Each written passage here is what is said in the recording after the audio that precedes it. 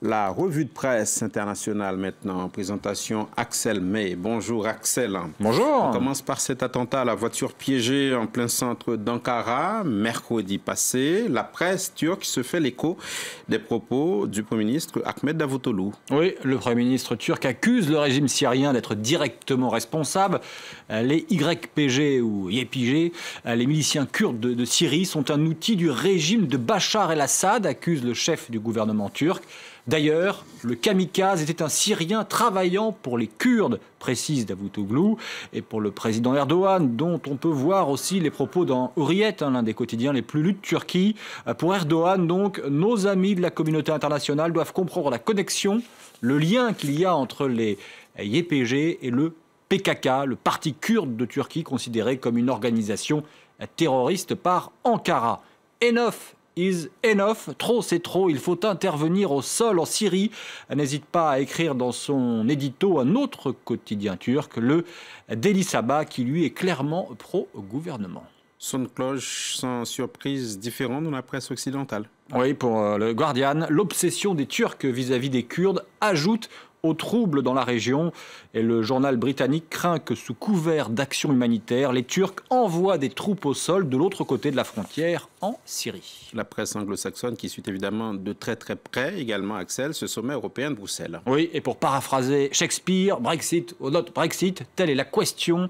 Le Royaume-Uni va-t-il ou non sortir de l'Europe? Pour The Guardian, Cameron a une chance de conclure un accord aujourd'hui avec ses partenaires européens et serait donc en position de force pour défendre le oui à l'Europe lors du référendum qui va être organisé en Grande-Bretagne. Et le journal a choisi une photo du Premier ministre souriant. Si je vous dis ça, ce n'est pas anecdotique, car le Daily Mail, qui fait lui campagne contre la situation actuelle et demande un Brexit, une sortie de l'Europe, a choisi une moue dubitative de Cameron avec ce titre « La tête qui dit tout », car le deal, l'accord recherché par Cameron a été vidé de sa substance, estime le Daily Mail. On reste dans la presse en langue anglaise, mais on part de l'autre côté de l'Atlantique.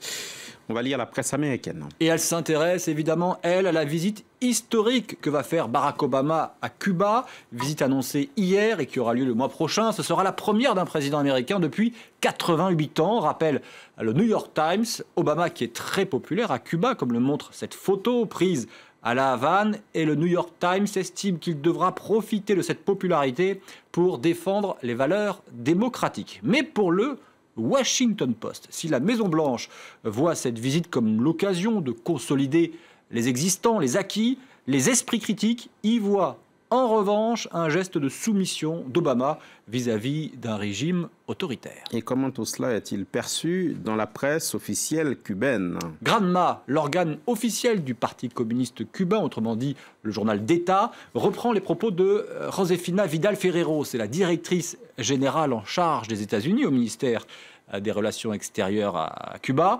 Et elle dit qu'Obama sera accueilli avec l'amabilité qui caractérise le peuple cubain. Mais ce que vous ne voyez pas à l'image, c'est la date de l'article, février 2016, avec ce sous-titre « Année 58 de la Révolution ». Le pape François s'invite dans la campagne présidentielle américaine. Dans son avion au retour du Mexique, après être passé par Cuba, dont on parlait à l'instant, le pape a critiqué Donald Trump, vous en avez parlé, je sais, tout à l'heure sur France 24. Sans le nommer, François estime que celui qui veut construire des murs et non des ponts n'est pas chrétien. Trump qui a promis que s'il était élu, il renverrait 11 millions de clandestins chez eux et construirait un mur entre le Mexique et les États-Unis. Alors certes, François a pris le soin de préciser, un pape ne se mêle pas de politique intérieure. Il n'empêche, le candidat républicain a aussitôt réagi qu'un leader religieux mette en doute la foi d'une personne est honteux, s'est emporté Donald Trump. Et le Daily Beast s'interroge, la prise de position du pape aura-t-elle une influence sur le vote des Américains alors que les prochaines primaires républicaines se tiennent demain en Caroline du Sud? Cela dit, on peut lire aussi dans la presse ce matin que, bien que jouant moins sur la corde chrétienne que certains de ses adversaires républicains évangéliques, le multidivorcé Trump, qui n'est pas pratiquant, sait bien que le facteur religieux est essentiel pour convaincre l'électorat républicain. Aussi a-t-il fait certains de ses meetings une Bible à la main. Merci Axel May, c'était la revue de presse internationale.